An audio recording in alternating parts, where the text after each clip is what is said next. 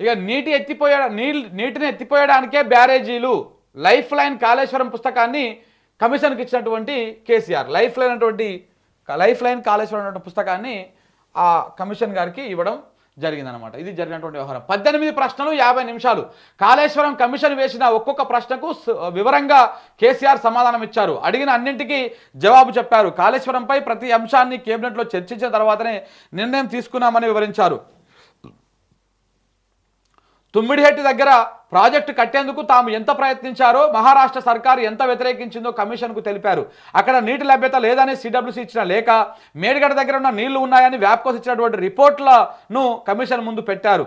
So GO 45 operations and maintenance books, life line Kaleshwaram పుస్తకాన్ని కూడా PC Ghosh గారికి అందజేసినటువంటి 2 పుస్తకాలను కూడా ఆయనకు ఇవ్వడం జరిగింది. ఇది తీసుకున్నటువంటి ప్రధాన వార్త. ఇంకా మిగతా దాంట్లో చూడండి, ఇక్కడ నమస్తే తెలంగాణ కూడా ఇదే రాసింది. నిన్న మనం గ్రౌండ్ కూడా పోవడం జరిగింది.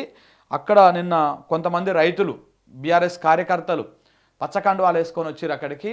అసలు ఒక పెద్ద క్లౌడ్ భారీగా వచ్చింది అనమాట. అంటే రోడ్ల మీద ఎక్కడ మొత్తం జామ్ అయిపోయేటువంటి పరిస్థితి కూడా కనపడదు. ఆ బీఆర్కే భవన్ మొత్తం నిండిపోయింది. సీదీ బాత్, దూద్ కా దూద్ పానీ కా పాన్, లా జవాబు కాళేశ్వరం అని చెప్పేసి వీళ్ళు ప్రధానంగా తీసుకోవడం జరిగింది. ఘోష్ కమిషన్కు కేసీఆర్ నివేదన, 50 నిమిషాల పాటు ముఖాముఖి. రీడిజైన్పై కుల్లంకుల్లా ఆధారాలు అందజేసిన బీఆర్ఎస్ అధినేత. 18 ప్రశ్నలకు సమాధానాలు ఇచ్చిన కేసీఆర్, కాళేశ్వరంపై నిర్ణయాలకు కేబినెట్ ఆమోదం. నీటి లభ్యత నేపథ్యంలోనే మేడిగడ్డకు మార్పు, కేంద్ర సంస్థల నివేదికల ఆధారంగా నిర్ణయం. జస్టిస్ పీసీ ఘోష్తో తేల్చి చెప్పిన మాజీ సీఎం. పెద్ద ఎత్తున తరలి వచ్చినటువంటి బీఆర్ఎస్ శ్రేణులు. రేవంత్ కాంగ్రెస్కు వ్యతిరేకంగా నినాదాలు. 3000 మందితో భారీ బందోబస్తు. తిరిగి వెళ్ళేటప్పుడు శ్రేణులకు కేసీఆర్ అభివాదం చూపించి ఇట్లా విక్టరీ సింబల్ కూడా ఆయన చూపించడం జరిగింది. ఇట్లా తెలంగాణ కోసం పల్లె పల్లెకు తిరిగిండు, గడప గడపకు పోయిండు, ఉద్యమాన్ని ఉరికించిండు, పల్లె నుంచి ఢిల్లీ దాకా కొట్లాడిండు, ప్రతి రాష్ట్రం తిరిగిండు, ప్రతి పార్టీని కలిసిండు, మద్దతు కూడా కూడగట్టిండు. నాడు తెలంగాణ కోసమే శ్రీకృష్ణ కమిషన్ ముందుకు పోయిండు.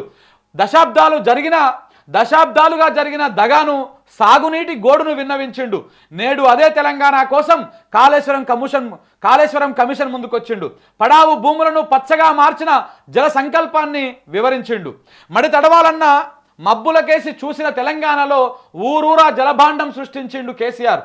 బోర్ల మీద బోర్లు వేసి బోరుమన్న పల్లెల్లో పంట నీరిచ్చి కంటనీరు దూడ్చిండు కేసీఆర్. పాతాల గరిక వేసి వెతికినా నీటి జాడ దొరకని నేలన గడప గడపకు జలగంగతోటి కలిపిండు కేసీఆర్. అగ్ని పరీక్షలు తట్టుకొని నిలబడడం ఆయనకు కొత్త కాదు.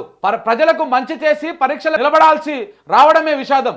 చుక్క నీటి కోసం ప్రపంచం గొంతెండి గోసపడుతుంటే తెలంగాణలో దూపతీరినందుకు దుయ్యబడమే విషాదం అన్నమాట. నీటి దోపిడికి, కన్నీటి దోసిలికి కారణమైన కాంగ్రెస్ అధికారంలో ఉన్నది. నీళ్లు పారించి కన్నీళ్లు తుడిచిన కేసీఆర్ను తప్పుపడుతున్నది.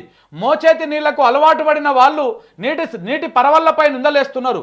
దశాబ్దాలుగా చిన్న ప్రాజెక్టులను కట్టలేక చేతులెత్తేసిన వాళ్ళు సుజల కాళేశ్వరం పైన బురదలుతున్నారు. ఎక్కడో చిన్న పలుగులు చూసి మొగులు పైన ఉమ్మేస్తే ఎట్లా? కాళేశ్వరం నీళ్లతో అలుగుదుంకిన చెరువులపైన అలిగితే ఎట్లా? ఏ చవితి నిందలు చంద్రుడికి కీర్తి మసక బారలేదు.